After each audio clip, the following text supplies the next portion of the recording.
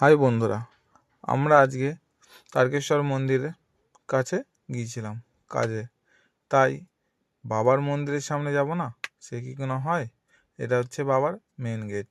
এখান থেকে নিয়ে বাবার সামনে মন্দিরের ভেতরে প্রবেশ করতে হয়। এই সামনে দুটো নন্দী দেখছো, এই দুটো নন্দীর পর আমরা চলে গেলাম দুধ পুকুরের দিকে। কারণ দুধ পুকুরে এখানে সবাই স্নান করার পর যে যার পুজো দেওয়ার জন্য বাবার কাছে যায়। দেখুন বাবার মন্দিরের পাশেই দুধ পুকুর, আর দেখুন দুধ পুকুরের ভিউটা এই রকম। আর দেখুন সূর্য মামা তো স্মাইল দিচ্ছে, তাই আমরাও দুধ পুকুরে লেবেই পড়লাম। লেবে প্রণাম করে বাবার মন্দিরের সামনে রওনা হলাম।